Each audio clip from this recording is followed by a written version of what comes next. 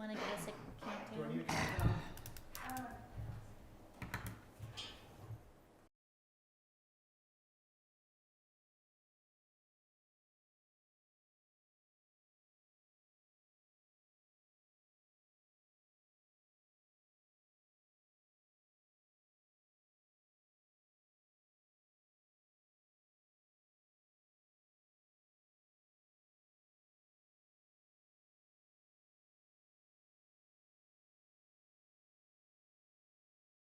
Let's call to order Town of Basalt Planning and Zoning Commission meeting Tuesday, October 21st, 2025 at 6:18, 17. All right. Bill Marin, Yo, Kyle Oberketter, Eric Vozek, Rob Levitt, Yes.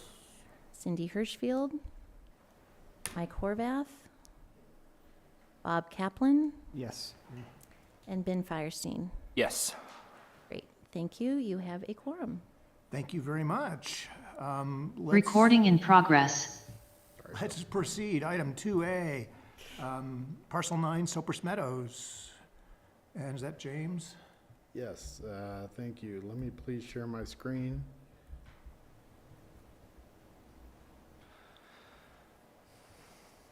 There we go. This item is a public hearing to consider an application on Parcel 9, Sopers Meadows. It's the preliminary plan application.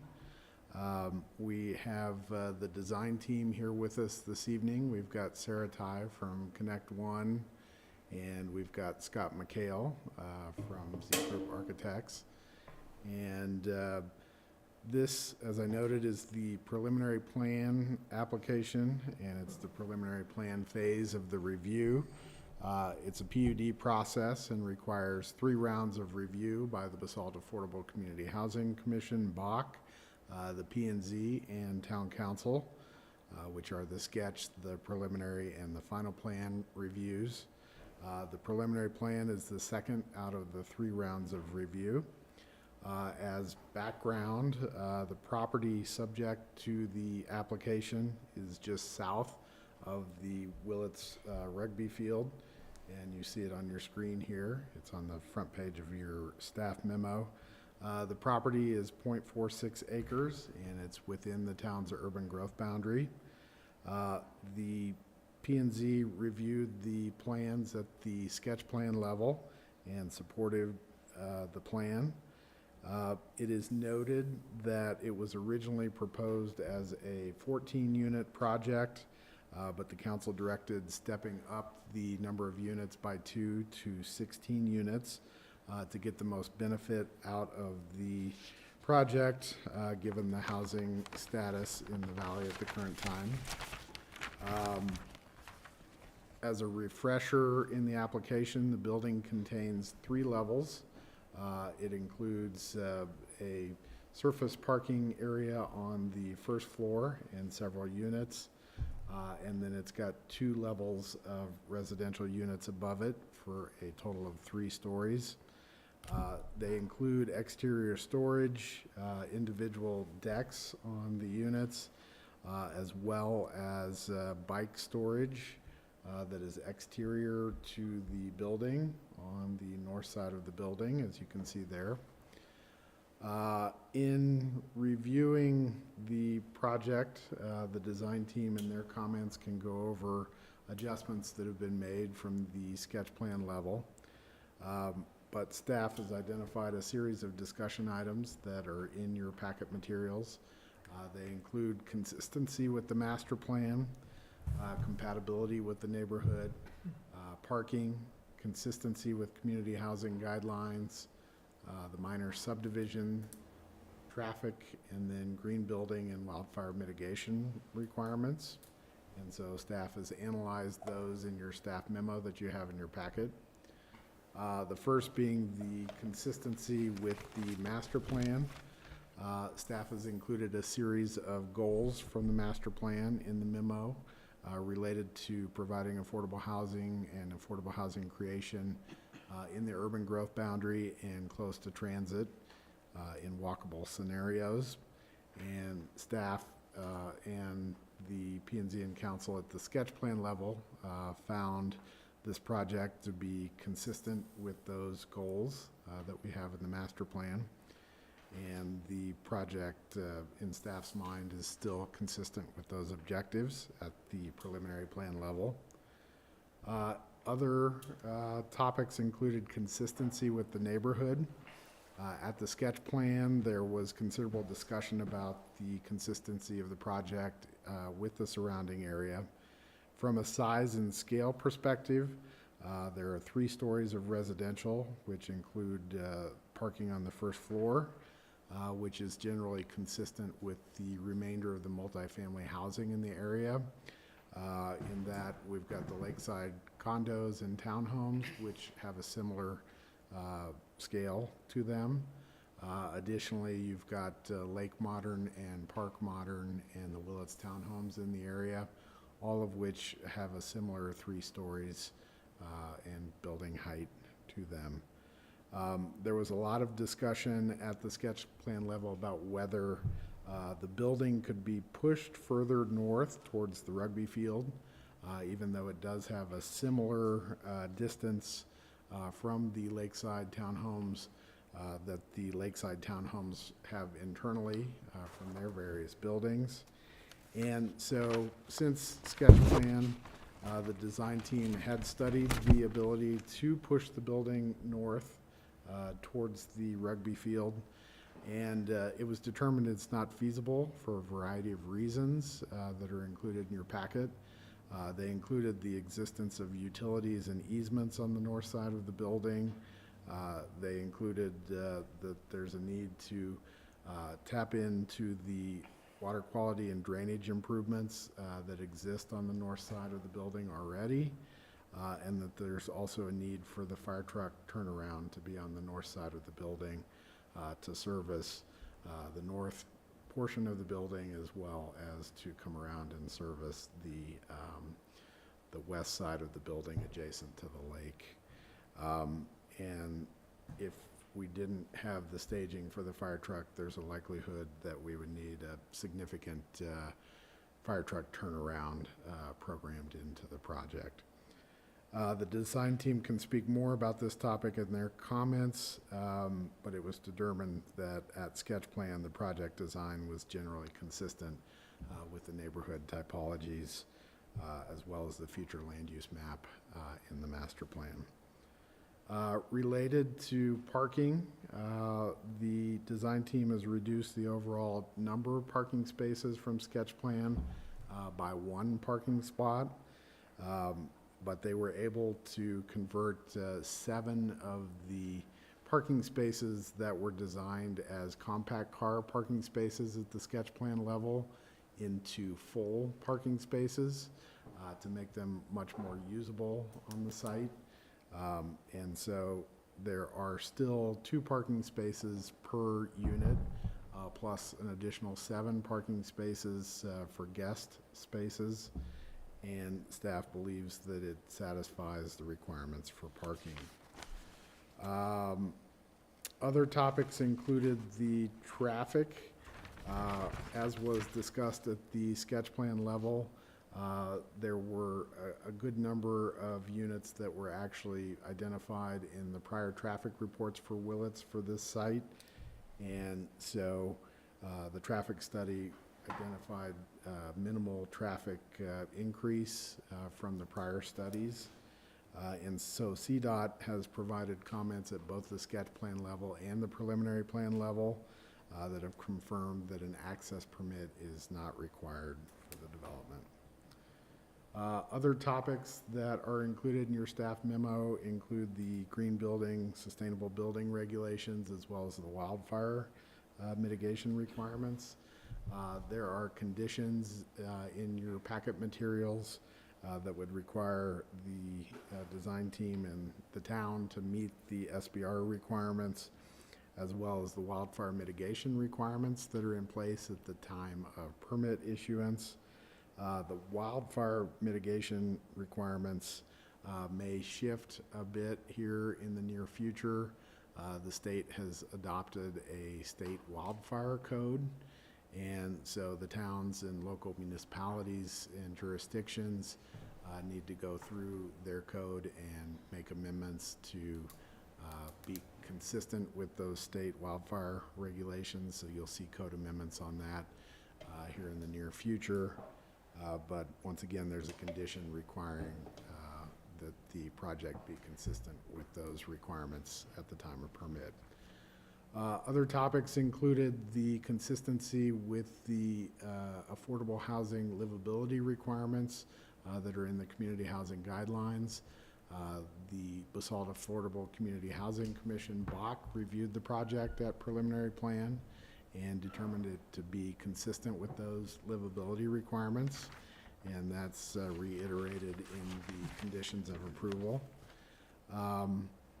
And then maybe one other topic of note related to the parking.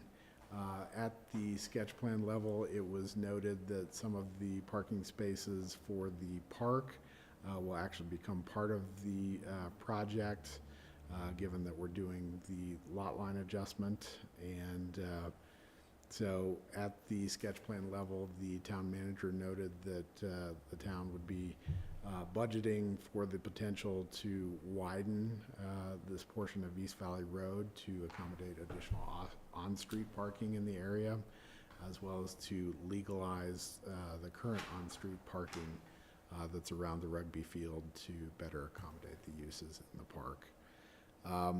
So that being the case, the Basalt Affordable Community Housing Commission recommended approval of the preliminary plan application. And so this evening, staff would recommend hearing comments from the design team and then taking public comments and providing P&Z discussion. Ultimately, if you're comfortable with the conditions, you could make a motion on the project. So with that, I will stop sharing my screen and turn it over to Sarah Ty and Scott McHale for any additional comments they have. Wait for it. There we go. All right. Thank you for having us this evening. James went over most of the pertinent things, but we'll get into a little bit more detail of the design. So at the sketch plan level, obviously we were fairly high level, and we've gotten much more focused and detailed for preliminary plan. This is just an overall rendering of the site. This is a little bit of a rotated north, as you can see. So East Valley is right here. But I'm going to jump into the slightly less exciting CAD version of that plan to show you some of the specifics of the design as it is shaping up.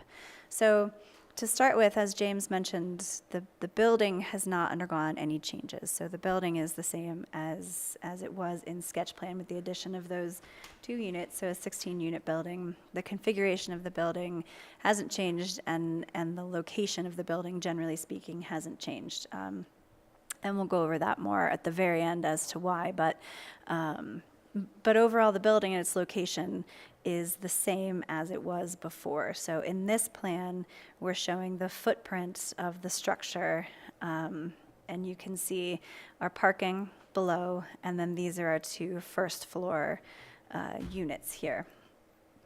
So from the site perspective, overall, our parking configuration has not changed. So we still have access in here, and a drive-through aisle here.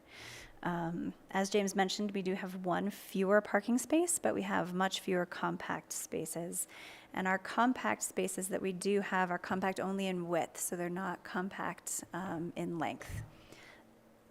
We have refined this parking area over here to make sure that our proposed fire access meets the requirements from the fire department, as well as having appropriate access for the servicing of the dumpsters, which are right here. So also on this north side of the building, we have a couple of new additions to the design. We have a WeCycle station, the location of which was coordinated with WeCycle. So this is the requested location of the WeCycle station from the WeCycle team. We have our mailboxes here. We have our covered blockable bike parking here. This is trash recycling and compost. And then this is just traditional uncovered bike parking for residents here. We have access to the building from the exterior for pedestrians both here as well as here, and then here to the stair core. So if you're a vehicle accessing the structure, you come in here, but then we have good porosity for people to get into and out of the lower parking area at these 3 locations, and then access to all of these more utility areas from this door adjacent to the stair core, or from that opening adjacent to the stair core. Moving to the south side of the structure, we have an amenity space, which has a seating area here, an outdoor grilling area here, and then a path connector that takes you down to the existing multi-use trail that goes around the lake. So this is the primary outdoor gathering space for residents, but then also on the north side, the residents obviously have direct access to then the rugby field and all this lawn via this egress here. So there's a lot of really great access to directly adjacent open space for all the residents. I won't go through all of the aspects of the lighting plan, et cetera, et cetera. One of the things that was discussed at a previous meeting during sketch plan is creating a little bit more of a threshold here between the parking lot for the rugby parking and the parking lot that will be dedicated to this structure. So we have some horizontal markings, and then we have some signage here, but we stopped shy of creating, physical barrier. So we do have indicators that you pass this or crossing into parking that is dedicated to this structure. Let's see. From a planting perspective, this planting plan does comply with the current wildfire mitigation code. So we have a buffer of no vegetation directly adjacent to the structure. We've kept our grill, our trees, et cetera, appropriately away from the structure as is required by fire code. And we have put some effort into creating a pretty heavily vegetated border along this area to try and mitigate any negative impacts that these people might perceive. So we wanted to make sure they had something green to look at. And then similarly, we held a little bit of space between our parking area and this property boundary so that we could have additional vegetation. On the north side, we worked to preserve as many of these trees that exist as possible. We are going to lose a couple of them associated with the installation of the mailboxes and the trash, but we've worked to preserve as many of the mature trees as possible. And then from a stormwater perspective, because I know that's something that we had talked a little bit about during sketch plan, this is just the basics, the very basics of the stormwater mitigation. So we're doing water quality mitigation on site in 2 general locations, here as well as here. And then once we do water quality on site, the stormwater will be conveyed to existing adjacent stormwater infrastructure. So we're doing water quality on site. And next, I will tip it over to Scott. Okay, thanks, Sarah. I'll be brief because, as we said, we didn't really redesign the building or make many changes. We just made some finessing moves on it. On the floor plans, they remain the same. We can see the unit plan, the dollhouse view that we presented to Bach. So we meet all the requirements. This will be a 2-bedroom unit with 2 full baths. Meets all the livability standards, decks, kitchen minimums, bedroom sizes. So we feel pretty good about the units in general for livability. As well, on each level, we have private storage of the 40 square feet, so that will meet it. We can go to first floor. First floor plan, yeah, we have the parking garage that we discussed. We have 2 exit stairwells, plus we have an elevator. So we have ADA access to all 3 levels. We have ADA parking as close to the elevator as possible. The two units downstairs will have a nice little privacy screen along with their storage unit as part of the entrance to those units, and then those will have decks with guardrails on the backside just for privacy. They are elevated a little bit off the ground to give it a little bit more of that feeling of privacy, so nobody can just kind of jump over. Going to the next level. Level 2 and 3 get repeated. We have 7 units on each of these levels, 2 towards the lake, and then 4 across the middle, and then 1 on facing Valley Road. We can see the storage unit configuration, our stairs, corridors. Next level is 3rd level.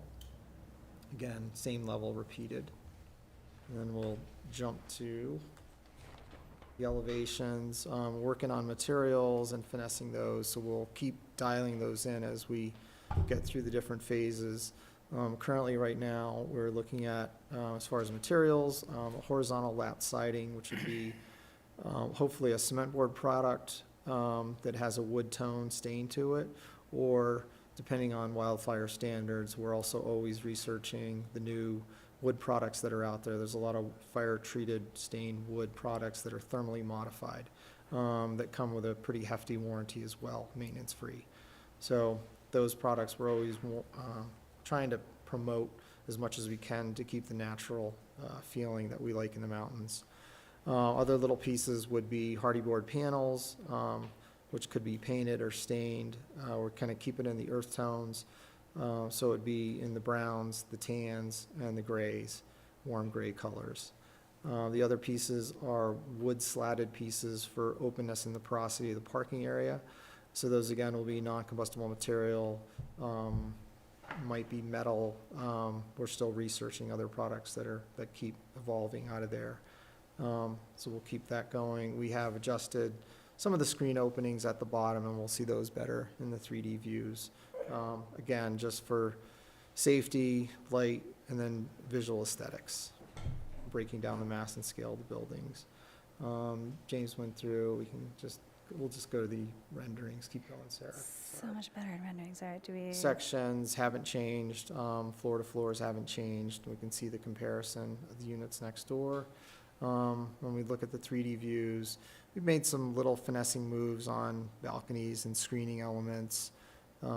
Again, just some alignments and making things kind of more real as we dial in the specifics of it and what the materials can do. The other views, the courtyard view, that one shows the bike and the trash enclosure. So again, there's lots of porosity, but we want to keep the animals out. So it's fully bear-proof and animal-proof. We can see the mailboxes on the side, so they have enough mailboxes and parcel boxes that the postmaster requires. So that was a pretty big kind of sit-down meeting and making sure that we meet all their requirements and how they get access, and it'll be signed so that they have, during the daytime, they have their access at that parking spot. Let's see. Other touches, again, just we can see how some of the landscape fits around the building. And it's probably not as dense as the new landscape drawings show. So we wanted to show some of the buildings, so we pulled out some of the landscape that would be around it.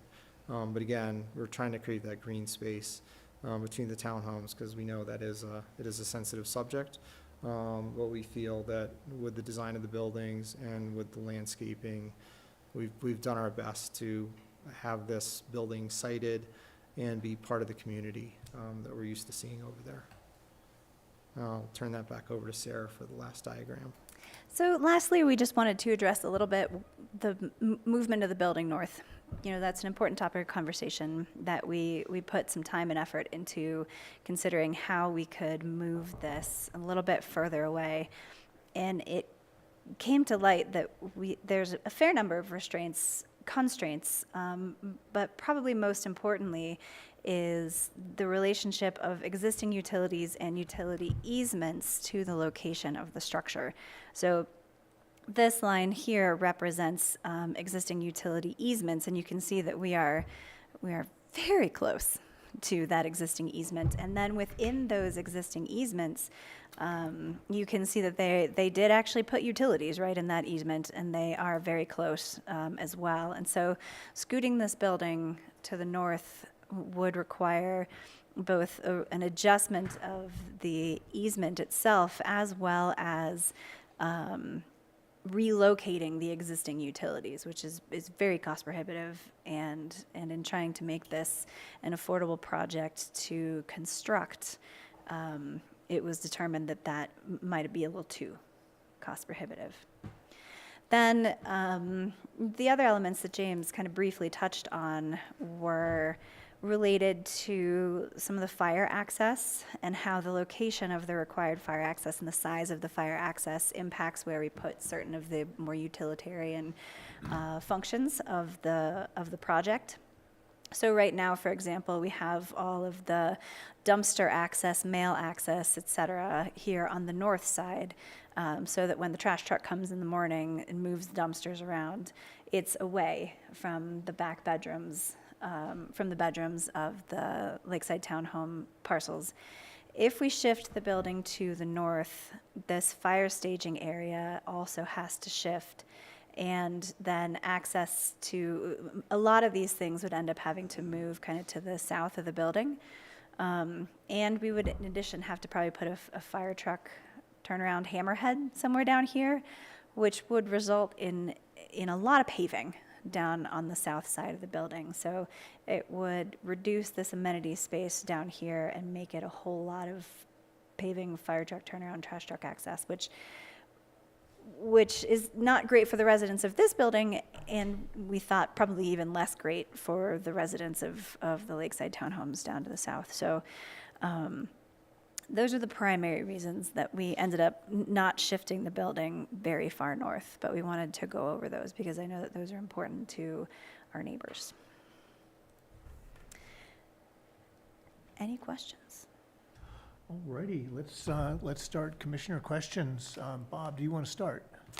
Sure, I have a few questions. Thank you for that detailed review of what's going on. When you were instructed to move from 14 to 16 units, how did you accomplish that? By reducing the unit size or by adding the 2 downstairs units? By actually adding 2 upstairs units. So I'm going to show you this axon view here.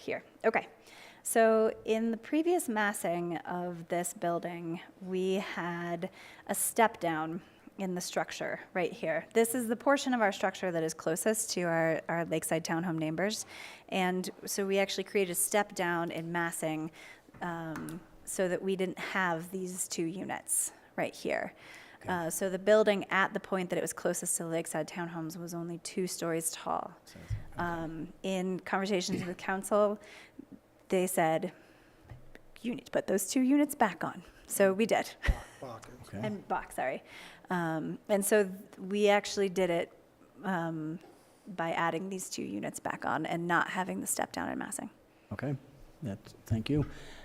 Speaking of the Lakeside neighbors, how close to the lot line is the building in its closest point, the lot line with those neighbors?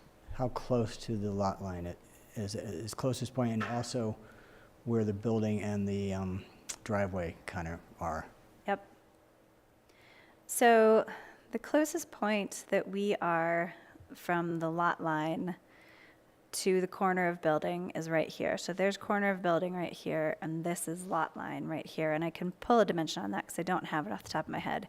The Lakeside Townhomes themselves, the townhomes in this area are a little bit further back from their lot line. You can actually kind of see them in this rendering here. Let me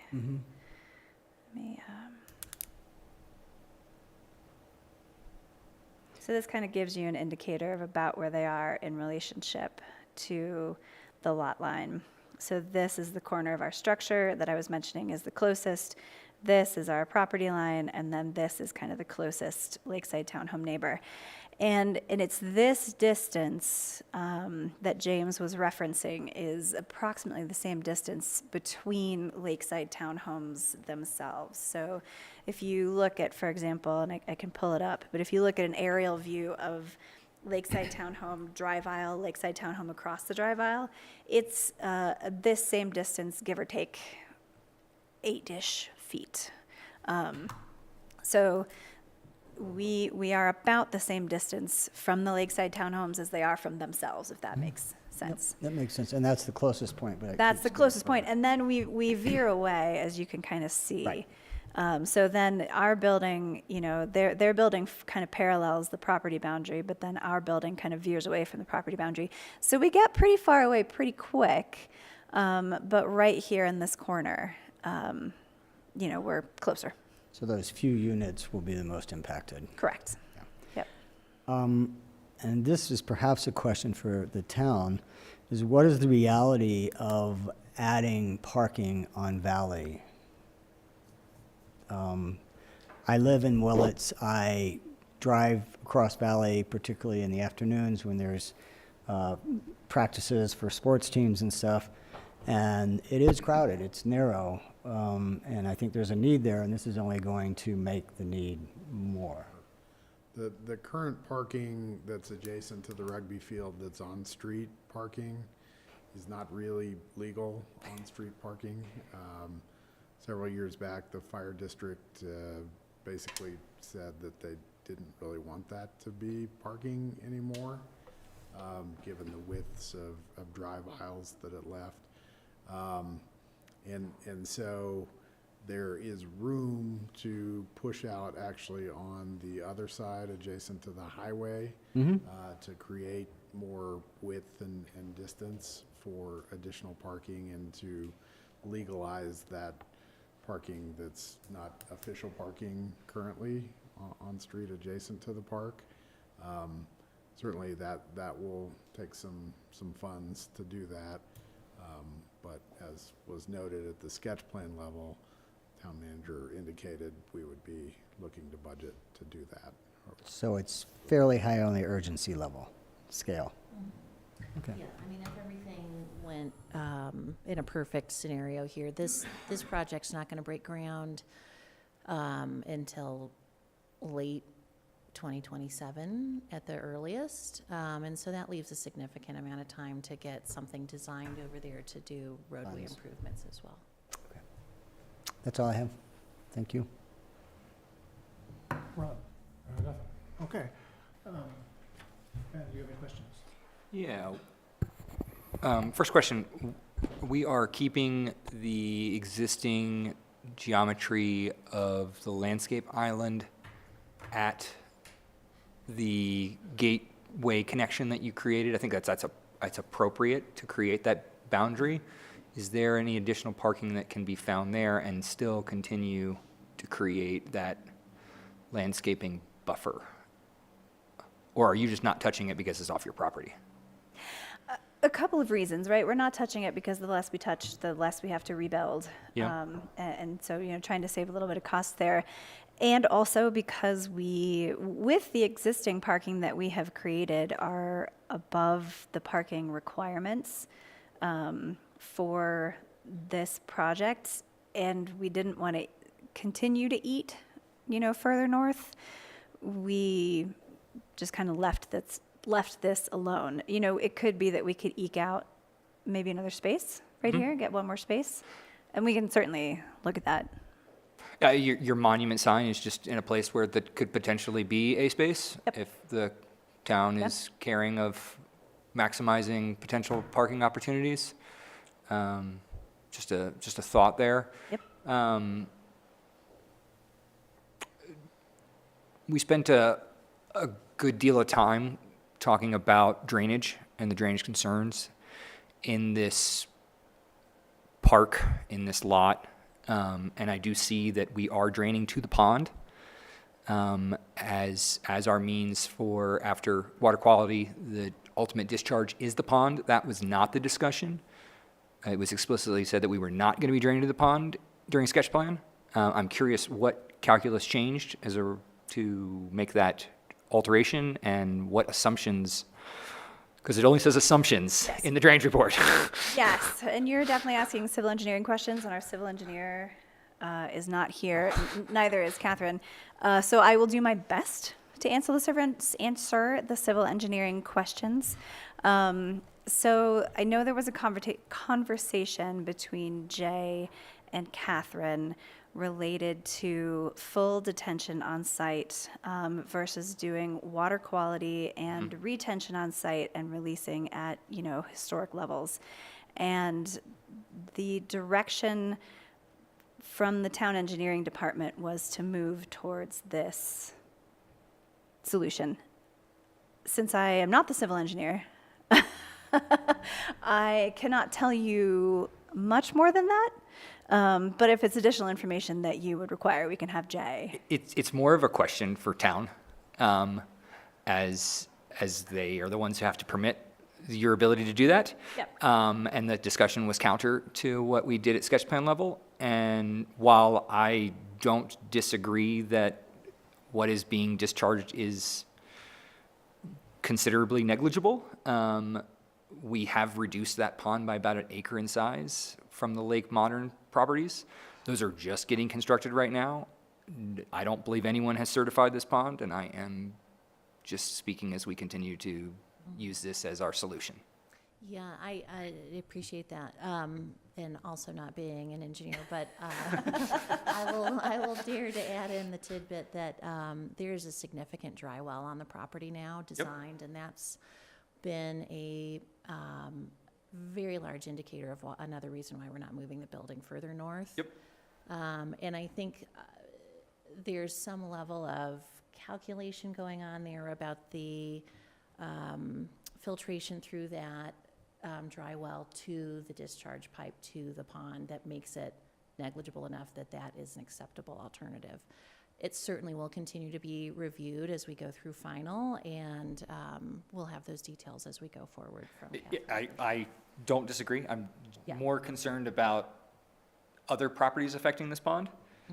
And if we're not holistically thinking about the ecosystem of this area, we're going to continue to surcharge the overall park, as that grass is already really soggy, and what detrimental downstream issues are we seeing?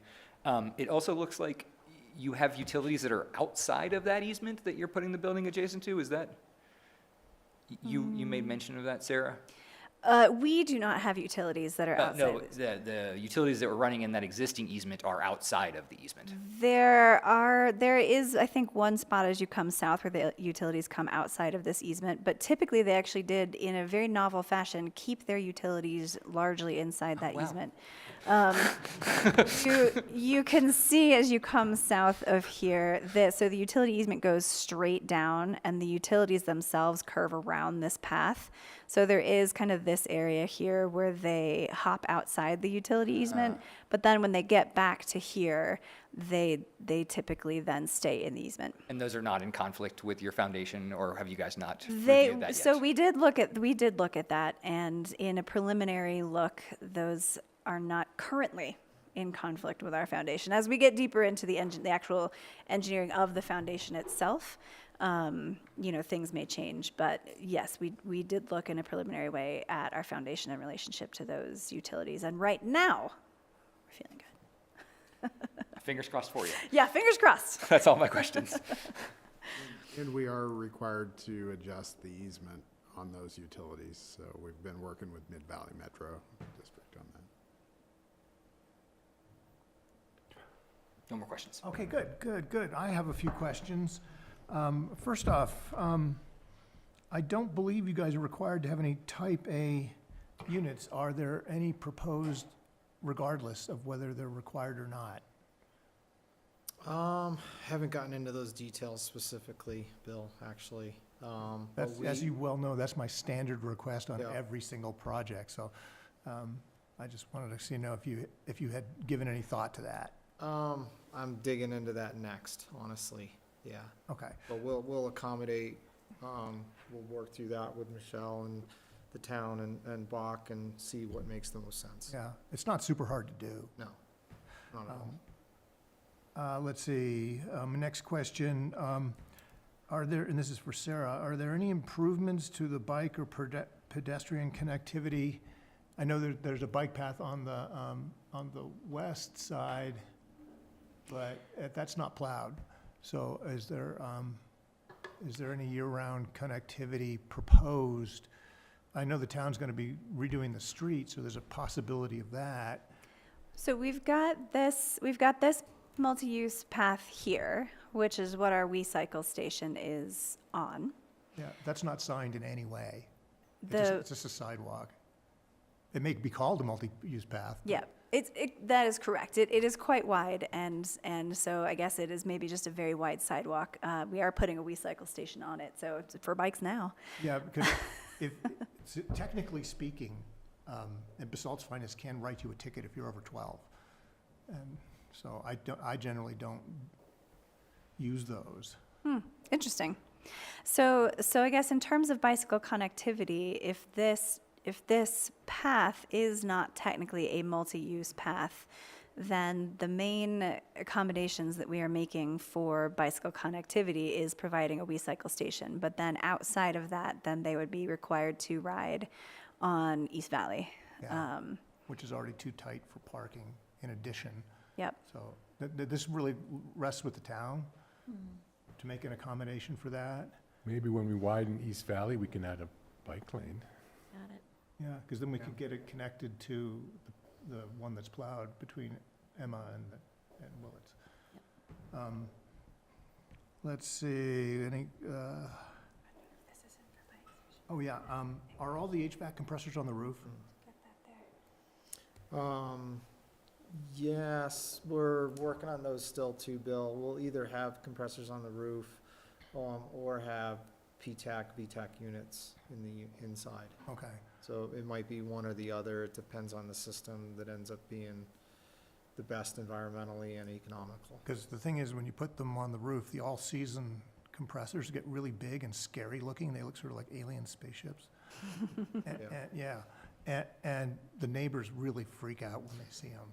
So you Yeah, and gotta, that's like, why we're, with a lot of the units, and if we, end up kind of potentially going modular, most of those are in the unit. So those would be They'll be PTAC. PTAC or VTACs, yeah, that would be on the exterior wall. We have a closet already left in there for them just for that reason. Okay, So right now, it's in the design to keep it within the unit.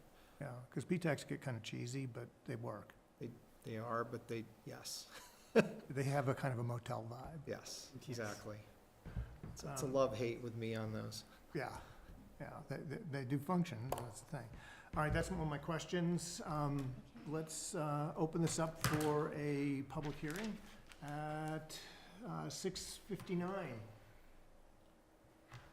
Sarah, could you please stop sharing your screen? Yes, I will stop sharing my screen. Don't know if there's anyone here who wants to make a statement. What? We have a woman? Oh, yeah, come up and give us tell us who you are and. And I live on Lakeside Drive, not the court.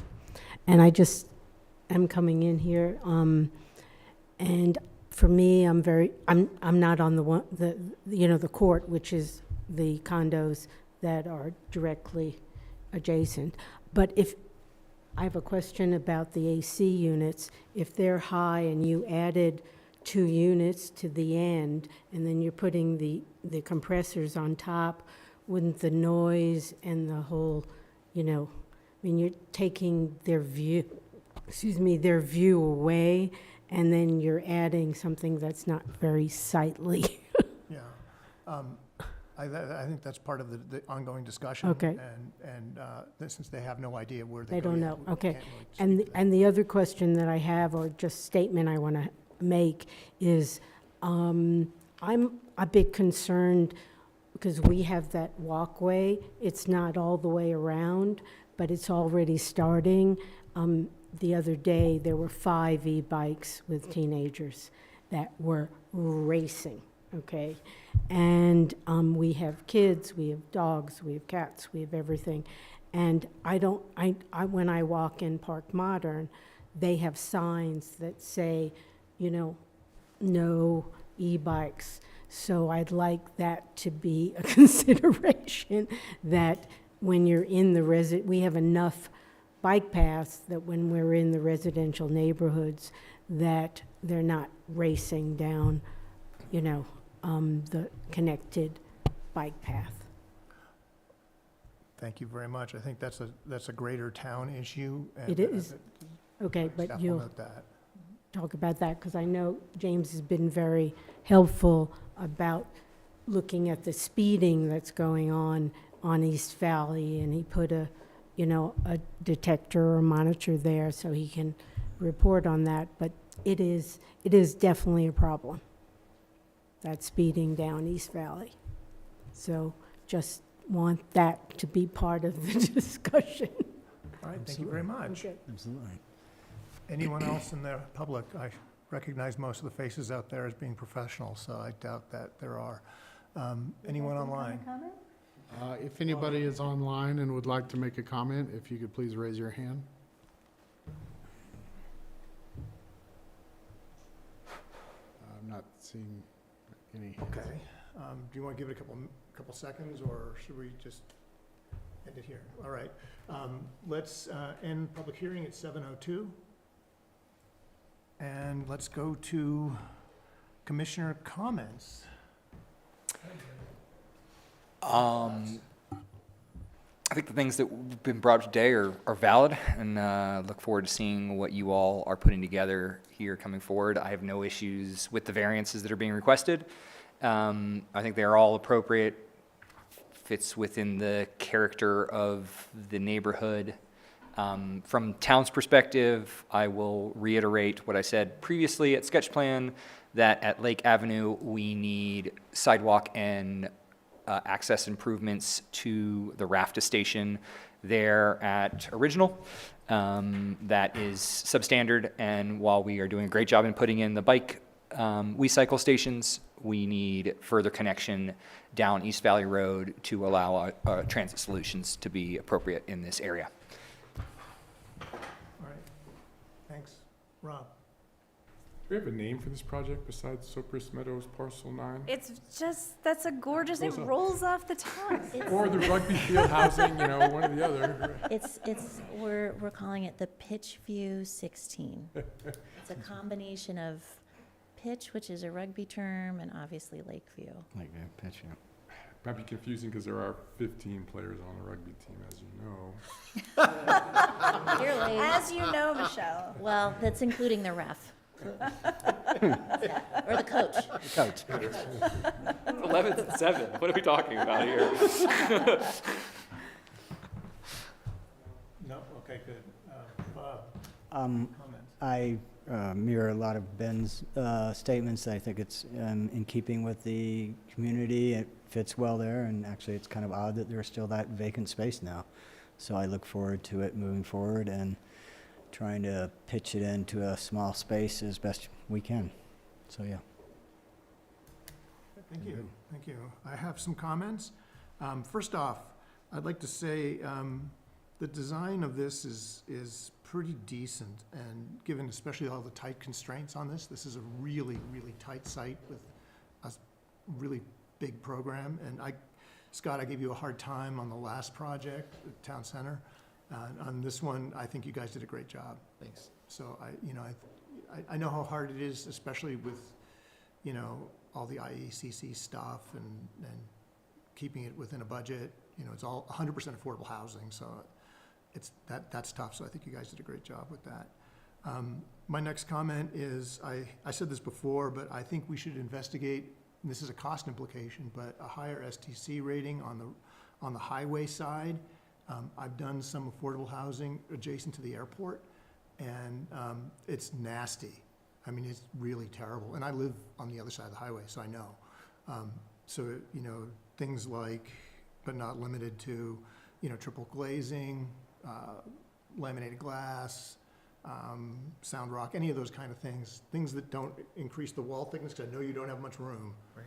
But things that you can do, but all of those things are not cheap, and contractors hate it when you do it. So, but, it would increase the livability of those units quite a bit.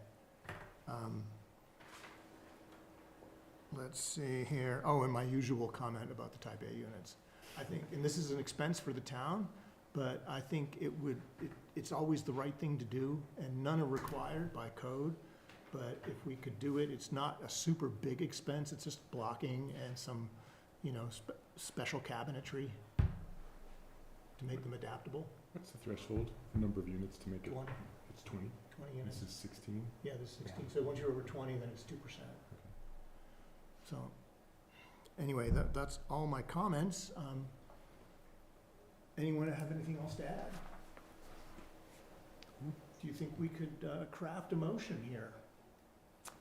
I motion to vote and approve the site plan as presented. Do we need to approve the variances or any of that? No. So we have a motion. Do we- I second. A first and a second. Any further discussion? That's with staff comments, correct? Yeah, with the conditions. With conditions. No further comments? All in favor? Aye. Aye. Great, motion passes. Thank you very much. Thank you very much. Thank ladies and you. gentlemen. Yeah, thank Thanks, you you guys. guys. Appreciate your time again. Appreciate yours. Thanks for the comments too. Yeah.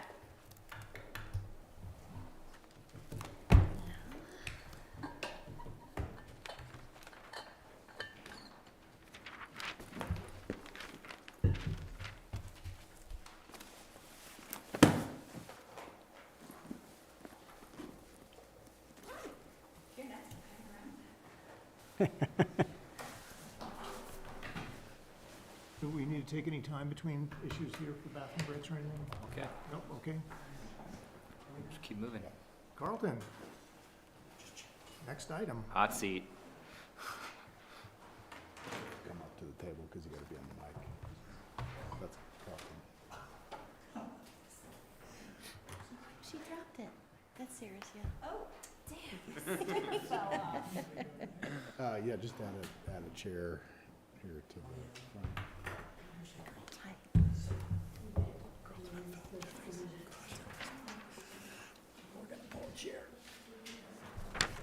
Sit next to each other and we sit over there. Yeah, where's, I guess no Heather. Yeah, Chris, you can sit over Heather? there if you'd like. No Heather. Just so you're on the mic. Or C. You guys are not as good looking, you know? No. Nor nearly as eloquent. I've heard you guys do pretty well. It's been a while since we've been here. Yeah. It's good to be back, though. I haven't worked with Chris in a couple decades, so It's been a bit. it's been a while. Oh, wow. Since Sam's not. The original or the revitalized one? You know, I'm old, but I'm Okay, just checking. I was a kid when they built that one. Okay. Bill, I'll have you know, and I'm not trying to butter up the commission, but I did just frame the original elevations that you and I worked on and put it up in my office a little while ago. It's on the things that should have been wall. That's that should have been true, wrong. because Dave Corbin did get us fired. Michael Erneman plan, yeah, heard all about it. All right, we're ready. Well, good evening, P&Z. I am here to present another draft letter for your consideration. This evening, we're considering an Eagle County referral for a 1041 permit and variance from improvement standards application for a parcel located in unincorporated Eagle County, generally northwest of Highway 82 and the Elgebel Road intersection. This county referral, again, was from Eagle County, and the town of Basalt has been given an opportunity to provide referral comments for this development application. And the process we're following on this one, given the size, the scope, and the location of this application, is we're coming before P&Z, and then next week we'll also be returning to town council to get their input as well. And so, you know, town staff, P&Z, and town council will all provide comments and consideration both for Eagle County staff and for the applicant team as well. A little background on the project. The subject property is slightly larger than 20 acres in size, and as I mentioned, is located generally northwest of the Highway 82 and Elgebel Road intersection, north of Highway 82 and south of JW Drive. The applicant, Aspen One and Crawford Properties LLC, is proposing a what they're calling a workforce housing community consisting of 111 residential units, all for rent, with 86 apartments, 24 townhomes, and 1 designated property manager's unit. The proposed development would include 14 deed-restricted units to be price capped at 80 to 100% AMI per Eagle County housing guidelines. The remaining 96 units, with the exclusion of the property manager's unit, are intended to serve incomes ranging from 80 to 250% AMI, although, as I mentioned in the staff report, these are not proposed as deed-restricted units. The proposed developments split into 21 bedroom units, 54 two-bedroom units, 13 three-bedroom units, and 24 four-bedroom units. Additionally, an indoor community center and several open space areas are proposed throughout the property. Trail and pedestrian connectivity is also included as part of the site plan. And the proposed development will meet the minimum parking requirements for Eagle County, with 310 parking spaces currently proposed via a mix of garage, surface, and tandem parking spaces. A draft of the referral letter has been included as part of your packet for this evening, and staff will provide referral comments to Eagle County from the town engineer and Basalt Police Department at a future date. I will jump into that letter just to cover the comments briefly, and this evening, in addition to questions and discussion with the applicant here this evening, we would ask that you discuss the draft conditions and consider the draft referral letter that was included. The first comment relates to the density on the site. The applicant has applied for a density that meets the use by right per Eagle County's zoning and land use code.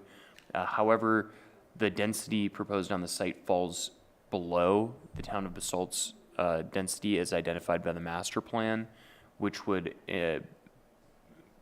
be a recommended density of 6 to 11.9 dwelling units per acre. This would equate to 122 to 242 units for a parcel of this size. And so the town of Basalt would support a greater density for this site, in particular due to the adjacency to Highway 82, 2 RAFTA lines, both the local and the BRT line, significant community resources and commercial services in the vicinity. The second comment we'll bring your attention to, per the 2008 IGA, I know this is nothing new to you guys, the town of Basalt would request that the county require 25% of the units in the development to meet our housing mitigation standards at 120% AMI or lower. Currently, as mentioned, the 14 units would be deed restricted and price capped. The recommendation would be for the applicant to price cap and deed restrict at least 28 units.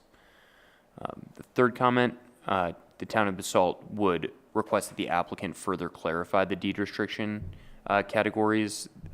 This is somewhat more of a courtesy and further adding detail to comment number 2. Given that 96 units are quoted as being workforce and community housing units, we would just request that further deed restriction be placed on those units, whether those be price capped or include an RO deed restriction. Additionally, the town of Basalt would encourage the applicant to consider a mix of for sale units, just given the needs in our Mid-Valley housing market. We would also recommend that short-term rentals be explicitly prohibited as a use, further reinforcing the commitment to workforce housing at this site. Comment 6 relates to the upcoming limitation on permanently irrigated landscape areas via State Bill 24005 and House Bill 251113. These limit both artificial irrigated turf and irrigated turf areas. So we just added a comment there to acknowledge some large turf for use by residents, but that the town staff would be supportive as well of minimizing the amount of land dedicated to irrigated turf grass, potentially in service of some additional density. Comment number 7, the town would also recommend that Eagle County consider requiring the applicant to provide a contribution to daycare in the Mid-Valley. This requirement and comment was added on the last application for an Eagle County referral that you guys saw, and is just something that we've decided to add as a stock comment to Eagle County, as these folks would be a part of the Basalt community and would be likely consuming childcare. I don't have anything else for staff at this time. I guess I hand it back over to P&Z. Suggest a presentation from the applicant at this point. We've got Philip Jeffries and Chris Kiley here this evening. Well, Philip's loading the presentation and getting it ready. I'm Chris Kiley, the Senior Vice President of Planning and Development for Aspen One, engaged in mountain planning activities up valley and affordable housing, workforce housing, and childcare activities here in the Mid and Lower Valley. Here with Philip Jeffries, our Director of Housing Development. We are here in part because Heather Henry is not able to join us tonight, and I apologize that you'll be stuck with us.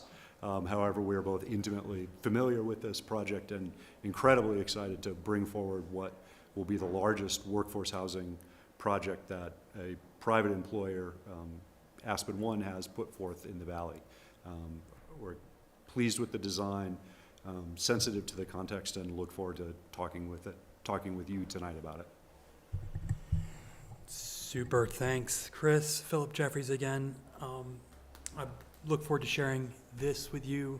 It is exciting. Before I jump into the details, I do need to provide a little bit of context since this is so different than what we've done in the past. I don't need to share with you the details of the affordability crisis, but when I started working on housing for the skiing company 8 years ago, I focused all my attention on seasonal beds or entry-level, housing.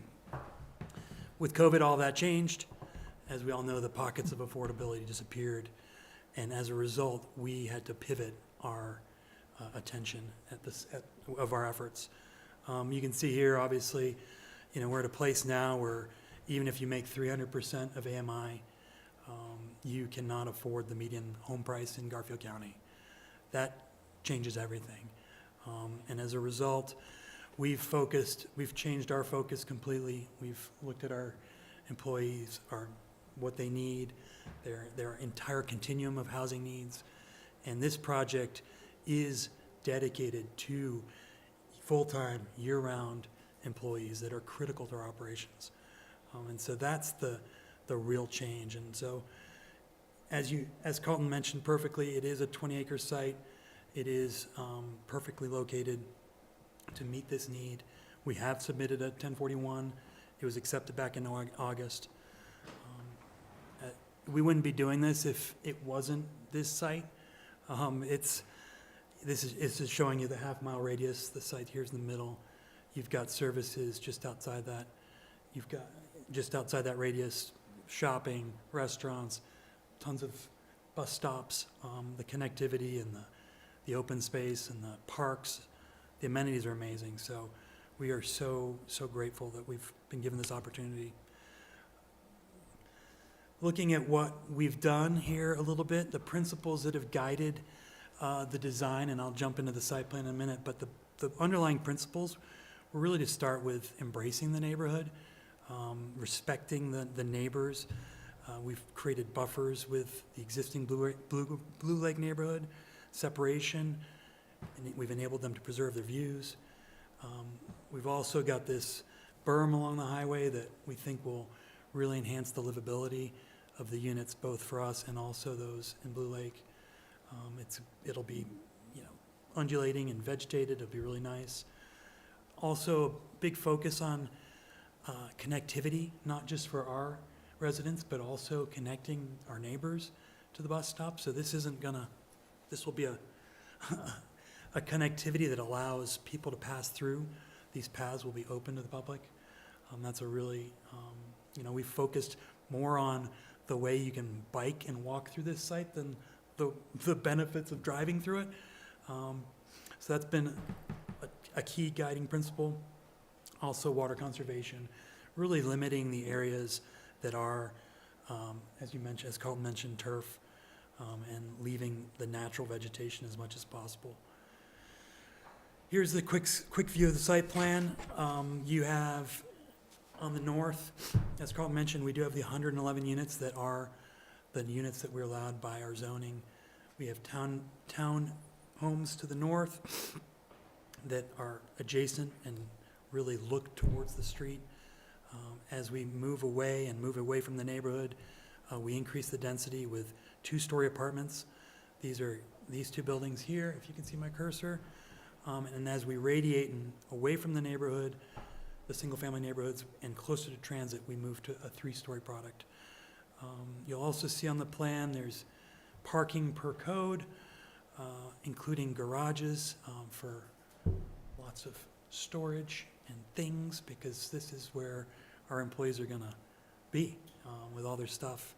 And so there's lots of garage space. There was mention of a community building that is here in this corner, right here along the place where we can kind of keep an eye on the central areas, place where our residents can gather. We'll look at some renderings of that, and then a maintenance operation on the side here. Looking at what that looks like from a bird's eye view, this is from JW Drive, townhomes in the front, that radiating density as we get closer to the services and transit. Again, from JW, really front doors facing the road, not backing up against the neighborhood, embracing the neighborhood. This is that greenway that we're described as that. It's also that buffer that we're talking about with Blue Lake. You can see it's inviting people to walk through, bike through, get to transit, trees and paths, bikeable, walkable. This is if you were standing near that community center. We're contemplating parks for different age groups. We know we've got some great amenities nearby, so working to complement what is in the area with age group appropriate parks that are missing. The quad area that is where those larger buildings are would be an amazing place to hang out and play, and that's depicted here. And then big picture, the goals here has always been integration of the site with the neighborhoods, the connectivity, investing in the landscape as appropriate, but also condensing the impact of this project. You can see it is condensed in the portion so that we're keeping our utility costs and our site development costs as low as possible, but also providing really attractive spaces. The mobility and the accessibility, we obviously have, we've looking at the bike paths, we've been engaged with WeCycle. We know that this is an amazing place to bike to and bike from.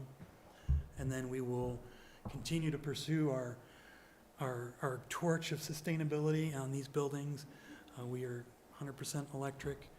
These will be no short of awesome, as is our standard for housing. So I will leave it as that.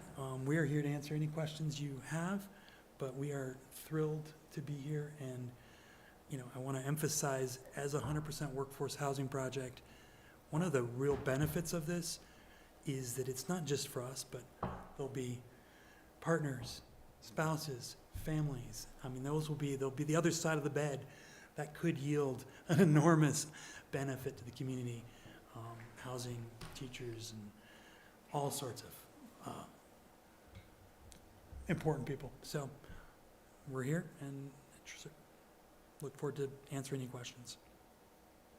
Only thing that I will add to the presentation, we've had a chance to read Carlton's draft memo. We take no exception to the comments. We think they're all important discussion items for us to carry forward and continue on in our discussions with Eagle County. Thank you. Ben, do you have any questions or comments?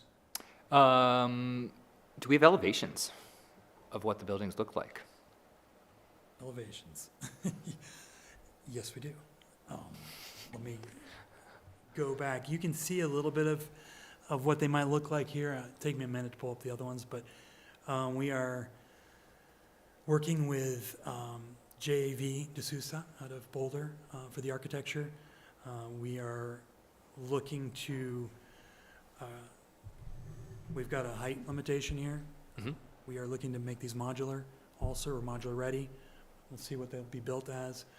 But you can see a little bit of what the vibe is. We have not settled on that yet, but it is, it will be, we'll have varied roof lines and try to make it as attractive as possible. Has a traffic study been worked on as a part of this? It is in progress, and Okay. it has been submitted as part of this. So, yes, traffic is part of the equation here. Totally. I do feel that what is being provided here speaks outside of some of the normal traffic daily flows. I mean, you are truly creating housing for businesses throughout this valley that have no ability to park at those locations, right? The employees that are going to be living here cannot find parking at Highlands where they will be working, cannot find parking in Aspen where they will be working, cannot find parking at Buttermilk where they'll be working. So I do feel that this speaks outside of limitations, and I'm curious as to what your engineers are looking at as a part of that review. You put a bus line in there. A bus stop will not be a part of this. No, sorry, that is a Direction of the bus stop. head bikeway to the bus. To the bus. To the BRT. We Yeah. have a local up here on JW, but there is no bus making that connection through our site, to be clear. Right? I was curious. I went and started looking at some of your other properties here and how far you are from a bus stop. I think this one is a little farther than some of your existing properties throughout the valley. And you know, you're about a half a mile to one and a little bit more than a third to the other on the Blue Lake side. You know, as a part of your commitment to those multimodal solutions, I urge you to consider that as a part of the transit solutions in this valley, which is the direction we have to go if we're going to consider all these projects that we're biting off. Yeah. To echo Mike's point, Susan, echo Ben's point, lack of parking at Highlands is not preventing people from driving to Highlands. So, Yeah. we need to It's a true statement. be done there. Just a quick question of staff. Eagle County does not require a contribution for daycare? Eagle County does not have a daycare impact fee, or at least they haven't in the past. In the town, we've enacted a daycare fee on larger projects like Parcel 5 and 525 Basalt Avenue and some of the others. In the past, we've made comments to Eagle County about providing daycare subsidy or fee from development applicants. They haven't required it, but we think it's important to continue putting it Yeah, out there. it's sort of a no-brainer. Shocked that they don't have it. This is 100% ski co-housing, correct? Correct. And you guys prefer 100% rental? Correct. Yeah, the difficulties of financing, building, operating for sale units, especially in a complex as large as this, are beyond what we're able to kind of contemplate and deliver. Definitely recognize and desire to be able to find a for sale type opportunity as part of that matrix that Philip showed across all of our employee types, but in this case, we're looking at it as all long-term rentals. And what's the time frame for this project? It depends on entitlements and the planning process, which, as we all know, is a variable. But we're eager to get going. There's no doubt about it. it's Eagle County, we won't see it again? Thanks. You have any questions? Why the 111 units and why not more? Why not more? Oh, to the point about Basalt's recommended density. We're very deliberately designing a project that fits within the existing zoning in order to help to actually get our product built and delivered. So we've looked carefully at Eagle County's existing zoning. We've designed it to meet that. As Philip pointed out, we've clustered all of our development as close to transit as we can, and also from a placemaking perspective. And we think that the resulting mix is really good, really appropriate for the site. So the fewer variances requested, the faster the timeline. And I would just add that the town of Basalt's recommended density is from the 3-mile planning area in our master plan. Yeah. So, yeah. Yeah, I understand. Thank you. Well, I have some questions and comments.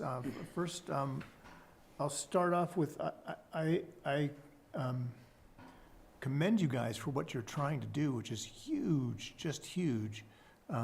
Though I do think that, and the buildings themselves are very appropriate given the scale and context for what you have. My only comment about the plan is that the urban design of it is very, very suburban and very car-centric. And I think that, you know, you could look at, I know it's a little late in the game to do this, but look at some other models of building. You know, you wouldn't have to change the buildings to do this, but to look at some, you know, Dutch suburban housing models where they have, you know, central parks and drive around the perimeter and then, you know, bike and pedestrians down those central parks. So, and that becomes sort of a common yard for everybody. And it could be done with those buildings in a very similar configuration to what you've got, and it would mean less pavement and probably a greater sense of community, but I think you guys are probably too far along to really do that. But, because it does seem like, you know, like a Microsoft campus. And it could possibly be much more than that with a little better urbanity in the design component of it. It wouldn't mean changing the buildings hardly at all, really. The buildings are fine. You know, the architecture is, you know, that's what you get in that sort of density. And you know, I would like higher density, but I see where you guys are coming with that, you know, and you just want to get it done and get it built. I see that there's some real problems with connectivity to transit. Though there is a bus line on JW Drive, but I don't know, I can't remember where the bus stops are. Oh, it's nearby. What? It's nearby. There's one about a block and a half east and a block and a half west. So there, Bill, there, as Michelle correctly pointed out, there's one here. Yeah, And there's one there. yeah, It's like 1,500 and 2,500 feet. yeah. It'd be nice if you could get some like plowed way to get there in the wintertime. Because, you know, you'd be trudging through, you know, calf-deep snow. And I ride my bike through there. I look forward to that problem. There's no sidewalks there, no nothing. It's just like, you know, it's a county road, yeah. So I really hope that you. There is a There's multi-use path that runs on the south side of JW. Yeah. This dotted red line, Bill, is a multi-use Yeah, path. but it is, I don't know the status of it in the winter. Yeah, I've never even seen it, even though I've been through there like every month or so. So it's like something more has to be done to make it, to integrate it into, you know, pedestrian bike world for the Mid-Valley. Like there's a way to connect it to, you know, Willits that would be really great. And there's that underpass, so it can happen. And it's not entirely your responsibility to do it, but it might be your responsibility to think about it. And I encourage that, though none of this has any bearing on our referral letter, which I think is, I agree with, I assume that most everyone here does, but there's a city in the Netherlands that just built a whole new section. It's called Houten. And I encourage you to look at some of the urban design of places like that to see what they're like. Because even if it doesn't work on this one, you're the only people around here who have the gravitas to do this again. And so this may not be your only shot at it. So now's the time to really, do the best you can and then think about the next time you do it. So, does anyone want to make a motion about the referral letter? I'd like to make one little comment here, because I do think that it's important that we consider the ecosystem that we live in. And you're absolutely right. Like, no one has the gravitas but you to influence this ecosystem. And just so I'm very clear and screaming from the rooftops as a canary in the coal mine who's looking at the projects that are coming up in our valley in the next 5 to 7 years, we're talking about 250,000 yards of dirt getting pulled out of Aspen 1. We're talking about 1 million yards of dirt getting moved at the airport. We're talking about the lumber yard. We're talking about another potential project in Aspen from a hotel perspective. We're talking about, heaven forbid, the bridge gets worked on as well. That's 5 to 7 years of what this valley looks like. And not that this project is inappropriate, because it absolutely is appropriate. But it's also impact to our ecosystem. And how do we future in this impact to our ecosystem, and looking at that as a bubble, as we consider all the solutions that we have to think about. But that's real yardage of real work that's already been signed up, and has to happen. So just please remember that as we're looking in our bubbles and we're working in the minutia, the detail, but there's 50,000 feet that you guys have gravitas on, and we have to consider those too. Point well taken, and believe me, we have talked about the opportunity to be a receiving site for some of that. Yeah, I love that. How do we man berm. camp it? I mean, you're talking about 100,000 truck trips over the next 4 years, and that's just 2 projects that are known quantities. So please, we appreciate it. Think about that. I think of the soundproofing on that apartment. We're just. Seriously, here. Gentlemen, Yep. Motion to submit the letter as drafted. I second the motion. Does anybody else's skin prickle, excuse me, when they hear workforce housing? It wasn't Blue Lake workforce housing, and wasn't Willis workforce housing. The fact that this is rental and it's SKICO controlled, I think that private development for this is the dream. But it did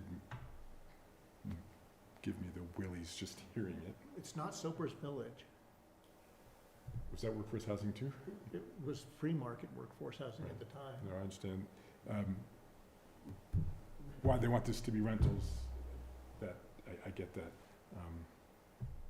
I just had it circled on my notes. I wanted to throw it out there that when we hear that term, we should take note. That being said, did you make a motion? I did. He did. He made a motion. And I Second. jumped ahead and seconded it, but Okay. Are you okay with it? Yes, I was going to second it if it needed to be done. Okay, good. So we have a live motion. Any further discussion? Nope. Good. Bob? your point is well taken. There's no guarantees that 20 years down the line, this is still going to be workforce housing, particularly the townhome units, but it's a private enterprise that is helping the valley in a big way. And I feel better about this than other developments that we hear about being workforce housing. That was it. Oh, that's the comment, yes. No, and this one's been zoned for density. So there's no, you guys are not changing the existing zoning, it's zoned for density. So Preston and Robert have had this one lined up and the mechanism to execute that. I guess the only comment I would have on that is that staff recognizes your concern as well with the term workforce housing for this, where almost 100 units are just for rent with no deed restriction or any kind of, insurance on that. And We so could- that gives our second comment there that It we is would in there, encourage that. right, so Yeah. that's all we can do. And again, this is a referral to Eagle County as well. And I can also add just a little bit of context to that, because we are absolutely committed to this being a permanent workforce housing project that supports Aspen One employees as well as their families and partners. The means by which we confirm that commitment long-term is something we want to retain as much flexibility as we can throughout this process, because deed restrictions and different mechanisms impact our ability to work with partners, to get financing, to be creative in terms of how we actually execute on this investment. And so we have a lot of discussion ahead of us with Eagle County, with our potential partners, with the state, maybe other housing agencies, as we try to build a stack that will help us to go out and execute that. And so we will eventually get to a point, because it's our commitment and we want to be able to convey that. How we do that is still very much a question for us as we move through the complexity of the development process. Are we ready to vote? All right, all in favor? Aye. Referral letter is approved. Thanks, guys. Thank you, Thank you. gentlemen. Thank you for the time. Chris, I saw Peter King this morning, Did you really? getting his You were ahead haircut. of me. What? You're ahead of me. I haven't seen Peter in only a couple of times since I've been back. Yeah, Probably about as many times as I bumped into you. yeah. I need to get out on the hill more often. Go get your haircut at the Basalt Barber Shop. That's a good start. I get mine Missy cut Chad. on Midland. Thank you, gentlemen, very Thank you. much. Thanks, everyone. Yeah. Thanks, Michelle. Yeah, my pleasure. All righty, let's see, we are at commissioner comments and staff updates. I think we got comments. We got updates. Chris, good to see you. Well, before we get to your updates, does anyone have any comments here to make? You know, Michelle, I have one comment that is something that I see may come down the road. And it has to do with parcel 9 and the development that's coming between Takao and Willits area. Council asked the planners to add 2 more units, but adding those 2 more units makes it more of an impact on the neighbors. And I've had concerns since the whole idea of the development of that area north of Sopra Circle, that the city council is going to try to cram as many units in there as possible. And where I think it's somewhat appropriate here on parcel 9, because all around the lake you have townhomes and fairly dense 2- and 3-story buildings. I think that parcel needs to be a buffer between the density of the apartments and the retail and commercial and the single-family homes. And I fear that there's not going to be enough buffer created in the design, or if there is, council's going to push to cram as many in there. I see that coming. Yeah, I totally appreciate your concern there. Where we are on the Parcel 2E project is that we are still in community outreach. So we're still studying the project. We just went to town council with an update at a work session in late September, early October, for further direction to consider whether we should continue to move forward with the concept of the community space on that project, because that community space really defines what the housing density can be on that site. So there was general agreement on pursuing, continuing down the path of considering the community space. But certainly we've been asked to study some alternatives to the size and the density.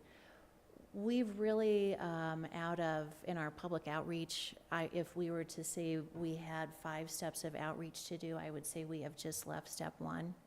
Step 1 was to say, hey, there's something coming here, here's where we are, knowing that we're gonna go through multiple more iterations of getting feedback on what's gonna be palatable or not. So, that being said, there's more outreach to come and more updates on where that is, and everyone will be reached out to directly. So I hear you. It's a great segue, actually, into what council's priority is right now. Their current priority is really focusing on the development of a Public Works and Police Department station on the Umbrella and Public Works site over on Original. Yep.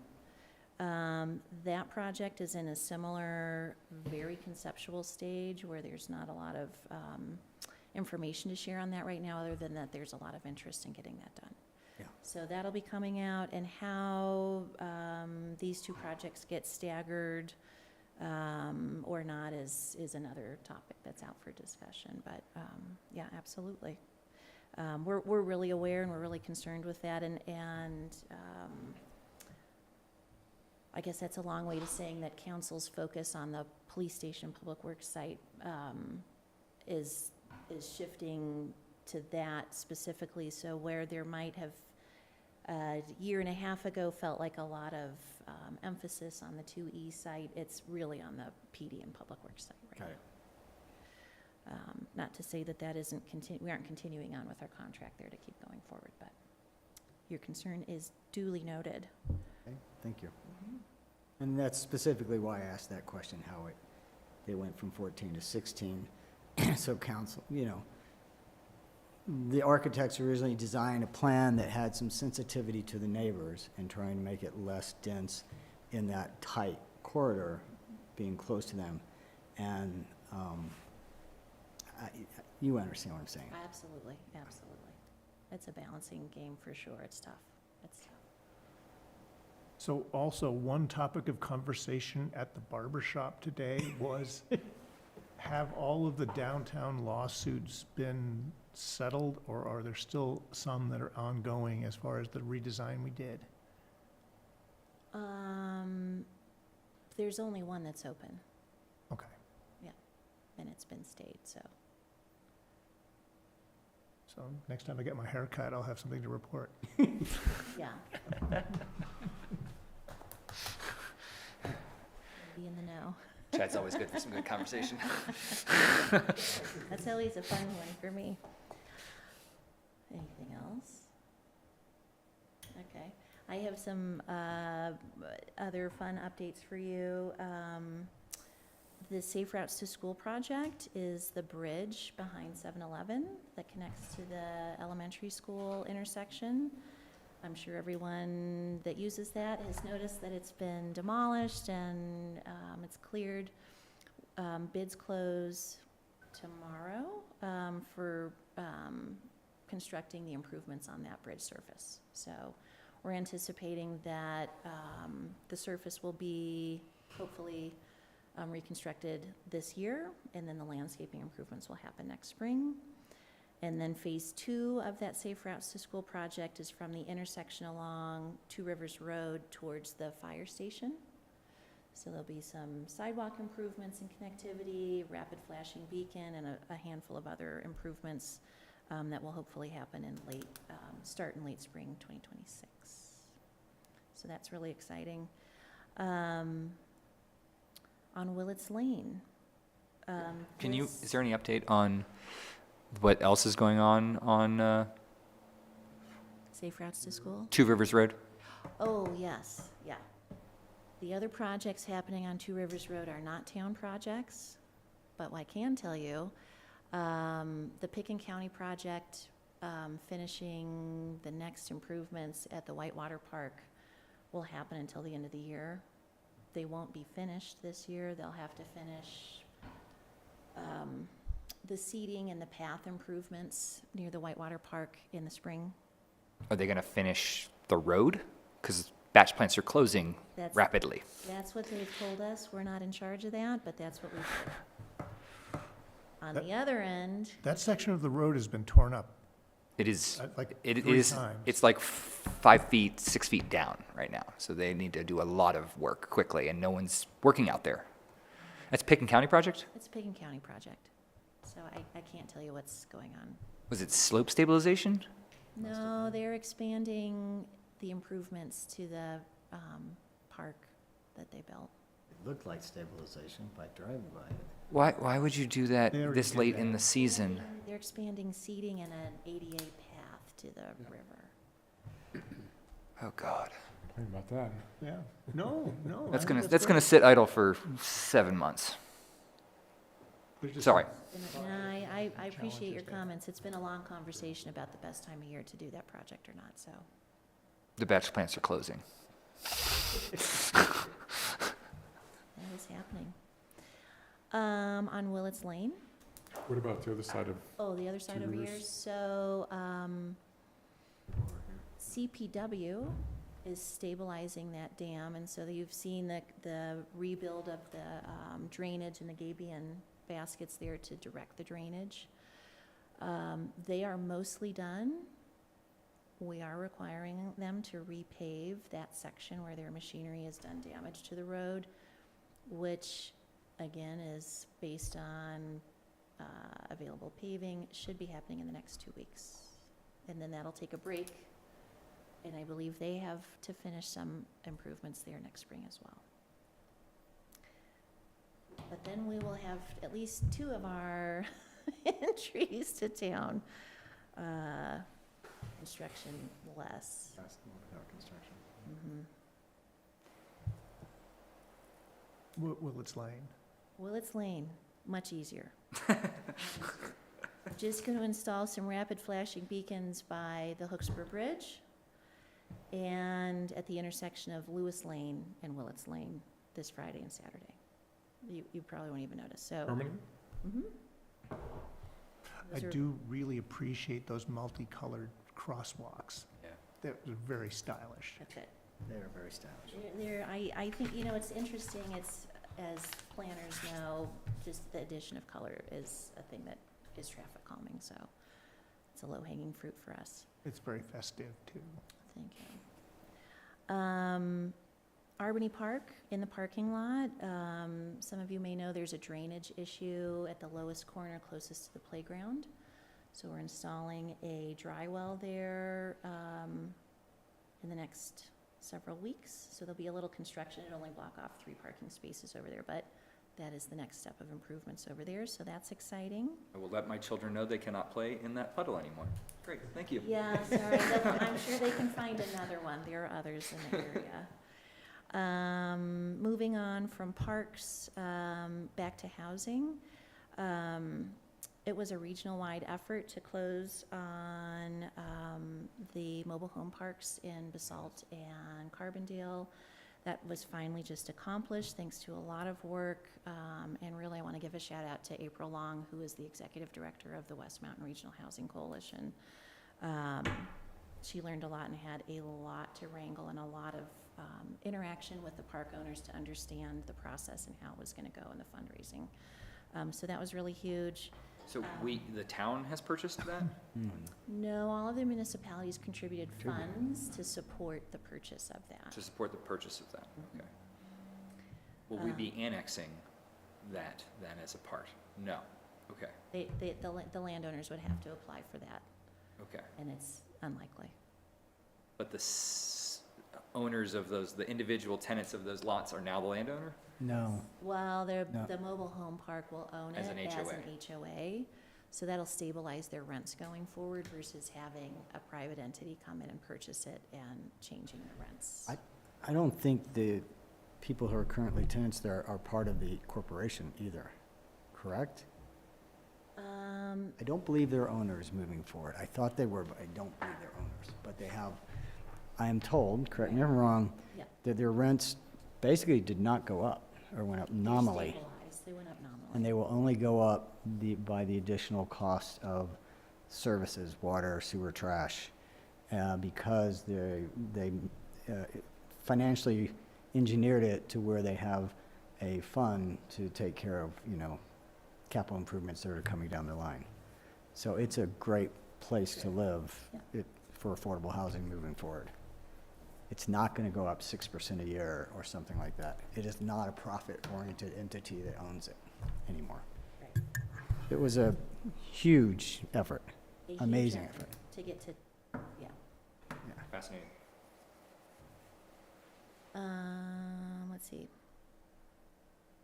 Do you want to do an update about the land use code? Yeah, land use code updates. We had an initial meeting of the kind of focus group of subcommittee, and we have a couple P and Z members on that group. Bill and Ben were part of that. It was just an introduction with design workshop to kind of go over the process, and so we're starting to dig into the various sections of the code, and so that focus group will be giving kind of feedback, and then we'll be bringing code amendments to P&Z and council as updates as we kind of go along. But we're just kind of kicking off that project, and it's going to be, a good 6 to 9 months worth of work.